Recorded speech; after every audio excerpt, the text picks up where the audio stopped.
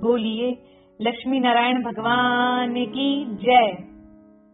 पौष मास की शुक्ल पक्ष में की एकादशी को पुत्रदा एकादशी कहते हैं। इस दिन भगवान विष्णु की पूजा की जाती है। तिथियों में एकादशी तिथि भगवान विष्णु को बहुत प्रिय है। इस दिन व्रत रखकर अगले दिन द्वादशी में व्रत खोला जाता है। पुत्रदा एकादशी व्रत कथा। महाराज युधिष्ठिर ने पूछा, हे भगवान, आपने सकला एकादशी का महात्म्य बताकर बड़ी कृपा की। अब कृपा करके यह बतलाइए कि पौष शुक्ल पक्ष की एकादशी का क्या नाम है, उसकी विधि क्या है और उसमें कौन से देवता का पूजन किया जाता है। भक्तवत्सल भगवान श्री कृष्ण बोले, हे राजन, इस एकादशी का नाम पुत्रदा एकादशी है। इसमें भी नारायण भगवान की पूजा की जाती है। इस चर और अचर संसार में पुत्रदा एकादशी के व्रत के समान दूसरा कोई व्रत नहीं है। इसके पुण्य से मनुष्य तपस्वी, विद्वान और लक्ष्मीवान होता है। इसकी मैं एक कथा कहता हूँ, तो तुम ध्यान पूर्वक सुनो। भद्रावती नामक नगरी में सुकेतुमान नाम का एक राजा राज्य करता था। उसके कोई पुत्र नहीं था। उसकी स्त्री का नाम शैव्या था। वह निपुत्री होने के कारण सदैव चिंतित रहा करती थी। राजा के पितर भी रो रो कर पिंड लिया करते थे और सोचा करते थे कि इसके बाद हमको कौन पिंड देगा। राजा को भाई, बांधव, धन, हाथी, घोड़े, राज्य और मंत्री, इन सब में से किसी से भी संतोष नहीं होता था। वह सदैव यही विचार करता था कि मेरे मरने के बाद मुझको कौन पिंडदान करेगा। बिना पुत्र के पितरों और देवताओं का ऋण मैं कैसे चुका सकूंगा। जिस घर में पुत्र ना हो उस घर में सदैव अंधेरा ही रहता है। इसलिए पुत्र उत्पत्ति के लिए प्रयत्न करना चाहिए। जिस मनुष्य ने पुत्र का मुख देखा है वह धन्य है। उसको इस लोक में यश और परलोक में शांति मिलती है, अर्थात उनके दोनों लोक सुधर जाते हैं। पूर्व जन्म के कर्म से ही इस जन्म में पुत्र, धन आदि प्राप्त होते हैं। राजा इसी प्रकार रात दिन चिंता में लगा रहता था। एक समय तो राजा ने अपने शरीर को त्याग देने का निश्चय किया, परंतु आत्मघात को महान पाप समझकर उसने ऐसा नहीं किया। एक दिन राजा ऐसा ही विचार करता हुआ अपने घोड़े पर चढ़कर वन को चल दिया तथा पक्षियों और वृक्षों को देखने लगा। उसने देखा कि वन में मृग, व्याघ्र, सुअर, सिंह, बंदर, सर्प आदि सब भ्रमण कर रहे हैं। हाथी अपने बच्चों और हथनियों के बीच घूम रहा है।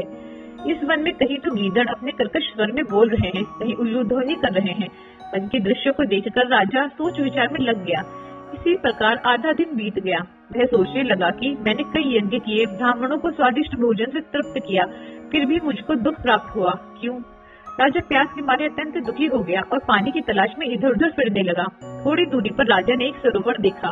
उस सरोवर में कमल खिले थे तथा सारस, हंस, मगरमच्छ आदि विहार कर रहे थे। उस सरोवर के चारों तरफ मुनियों के आश्रम बने हुए थे। उसी समय राजा के दाहिने अंग फड़कने लगे। राजा शुभ शकुन समझकर घोड़े से उतरकर मुनियों को दंडवत प्रणाम करके बैठ गया। राजा को देखकर मुनियों ने कहा, हे राजन, हम तुमसे अत्यंत प्रसन्न है। तुम्हारी क्या इच्छा है सो कहो। राजा ने पूछा, महाराज आप कौन हैं और किस लिए यहाँ आए हैं, कृपा करके बतलाइए। मुनि कहने लगे कि हे राजन, आज संतान देने वाली पुत्रदा एकादशी है। हम लोग विश्वदेव हैं और इस सरोवर में स्नान करने के लिए आए हैं।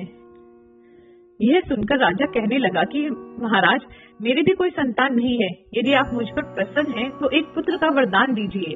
मुनि बोले, हे राजन, आज पुत्रदा एकादशी है। आप अवश्य ही इसका व्रत करें। भगवान की कृपा से अवश्य ही आपके घर में पुत्र होगा। मुनि के वचनों को सुनकर राजा ने उसी दिन एकादशी का व्रत किया और द्वादशी को उसका पारण किया। इसके पश्चात मुनि को प्रणाम करके महल में वापस आ गया। कुछ समय बीतने के बाद रानी ने गर्भ धारण किया और 9 महीने के पश्चात उनके एक पुत्र हुआ। वह राजकुमार अत्यंत शूरवीर, यशस्वी और प्रजापालक हुआ। श्री कृष्ण बोले, हे राजन, पुत्र की प्राप्ति के लिए पुत्रदा एकादशी का व्रत करना चाहिए। जो मनुष्य इस महात्म्य को पढ़ता या सुनता है उसे अंत में स्वर्ग की प्राप्ति होती है। बोलिए लक्ष्मी नारायण भगवान की जय। एकादशी माता की आरती।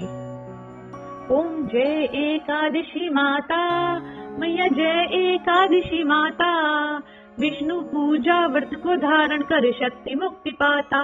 ओम जय एकादशी माता, तेरे नाम गिनाऊं देवी, भक्ति प्रदान करनी। गण गौरव की देनी माता, शास्त्रों में वरनी। ओम जय एकादशी माता, विष्णु पूजा व्रत को धारण कर शक्ति मुक्ति पाता। मार्गशीर्ष के कृष्ण पक्ष की उत्पन्ना विश्व तारिणी जन्मी। शुक्ल पक्ष में हुई मोक्षदा मुक्ति दाता बन आई।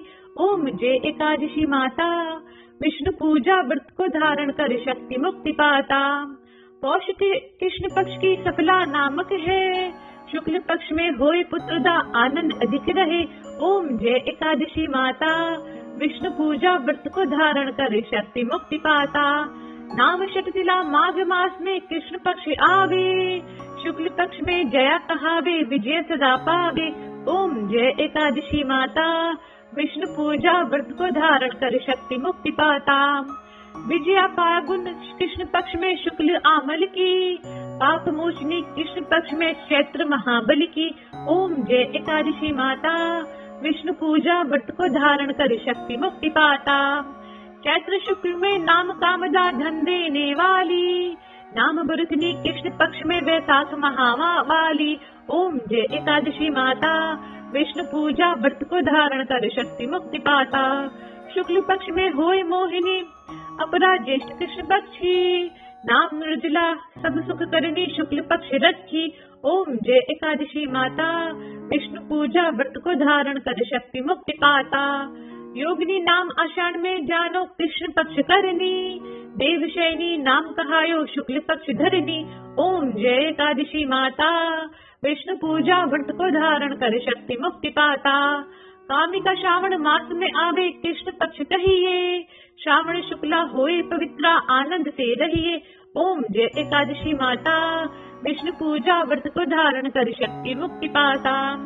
अजा भाद्रपद कृष्ण पक्ष की परिवर्तनी शुक्ला, इंद्रा अश्विनी कृष्ण पक्ष में व्रत से भवसागर निकला। ओम जय एकादशी माता, विष्णु पूजा व्रत को धारण कर शक्ति मुक्ति पाता। पापा कुशा है शुक्ल पक्ष में आप हरनहारी, रमा मास कार्तिक में आवे सुखदायक भारी।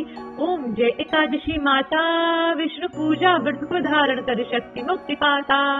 देवोत्थानी शुक्ल पक्ष की दुखनाशक मैया, पावन मास में तरु विधि पार करो नैया। ओम जय एकादशी माता, विष्णु पूजा व्रत को धारण कर शक्ति मुक्ति पाता।